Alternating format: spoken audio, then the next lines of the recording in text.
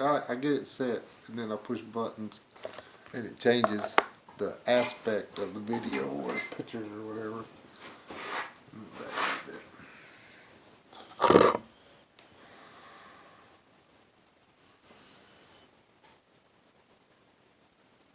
Keep turning this over and over in my head. I thought I'd made a decision, but I can't really get anything done because I'm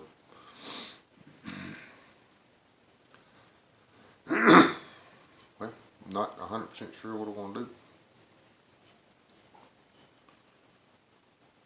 I like this as far as it not breaking, you know, the axe handle going like that.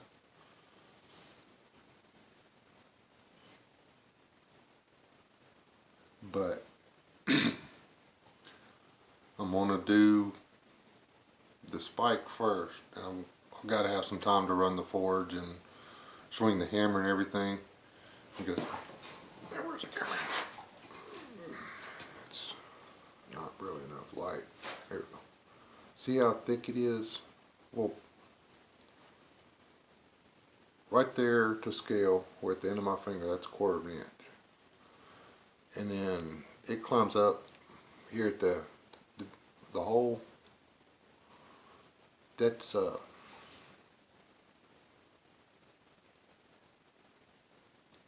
that's almost 5/8 of an inch.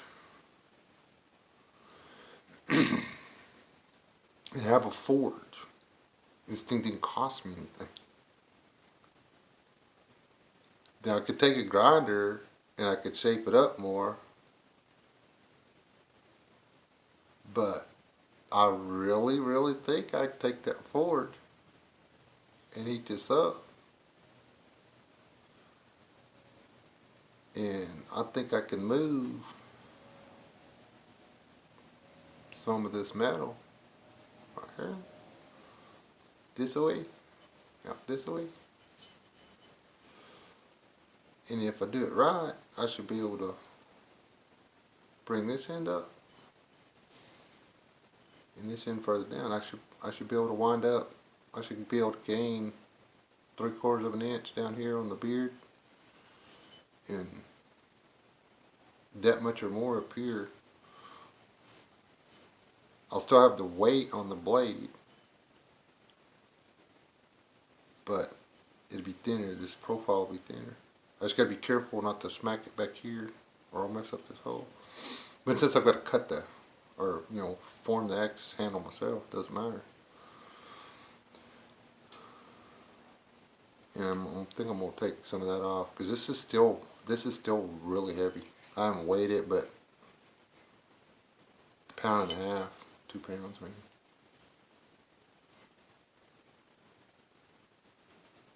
I think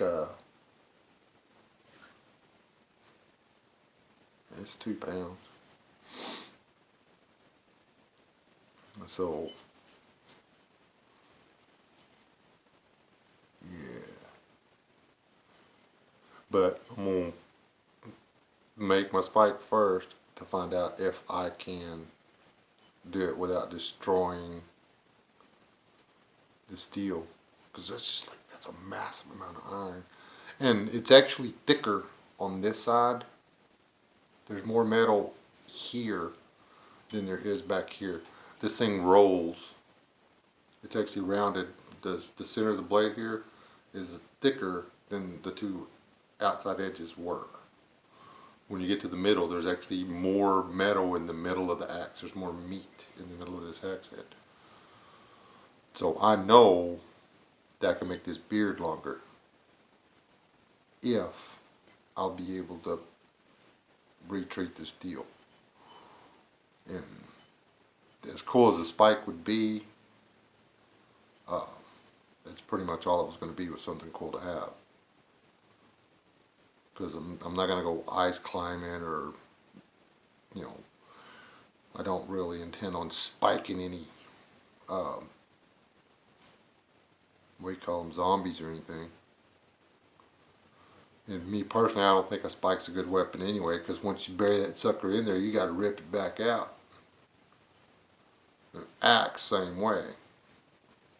Cool thing about an axe with a beard is you're making a big gaping hole, and It's a lot easier to get something out of a big gaping hole than like if you spike something and you stab them in the femur, or you make this nice little tiny hole with your spike into their skull, then you got to rip it back out of the skull, assuming that it's a zombie. But it's really not that easy to pull a spike back out of a skull.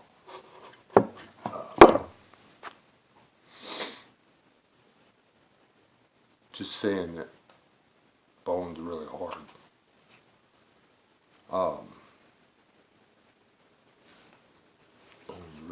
Bone's a lot harder than people give credit for.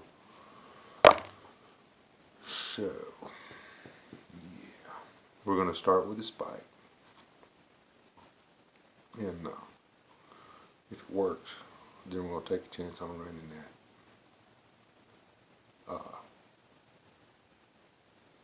And besides, if I blow it, I can always go to a garage sale or something. And I know I've got more of this kind of stuff around here. I just looked onto this, and I was looking, this one's actually not an old axe head. It's a Stanley. I found the name on it. I think I may have cut it off. Yeah, I think when it's on the spike, but it says Stanley on it. And my dog can hear me talking to y'all. She's out of that. But anyway, so I'm not still not going to be out anything really. I did not realize there was that much steel in that axe head. I can actually do a lot to it just with a grinder, but this is a 7-minute long video. Y'all sit here for 7 minutes and watch me talk about making this axe, and we ain't done nothing.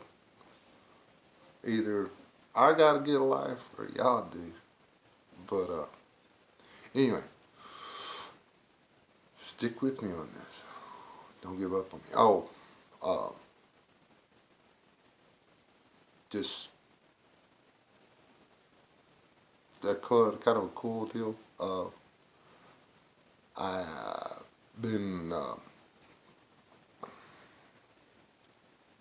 what's it called? Called to preach in view of a pastor. Doing it this Sunday. See how it goes. Y'all be thinking about me. Okay? And we'll see where it goes from there. I hadn't had a church in a long time.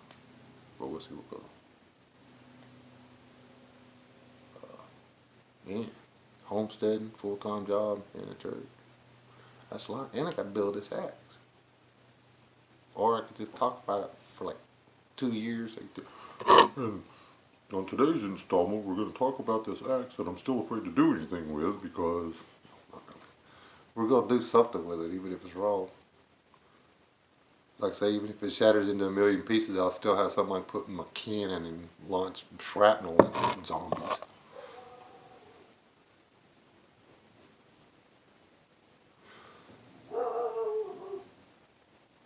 I'm going to have to go outside. I'm pretty sure I know what it is. There was a mama porcupine and a bunch of little baby porcupines out in the field today, and they hang out around here. And until they decide that they're tired of the dog, they're going to be here. She's going to bark at her because she ain't never seen one. She doesn't know what it is. But y'all ever thought about that? What happens when a porcupine has a breech birth? Are the quills all soft and squishy when they're born? This is still not etched. Just let y'all know. You know, let me see if you can see what I was trying to do. You see it? I can't even see. I can see it. Y'all can't see it. See that scratchy, squiggly thing right there? That's supposed to be an eyeball. That eyeball right there. I can see it.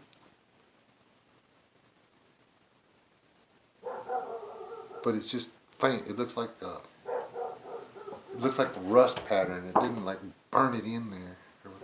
And I figured out what it is. My battery charger that I have doesn't go, it's not a steady current.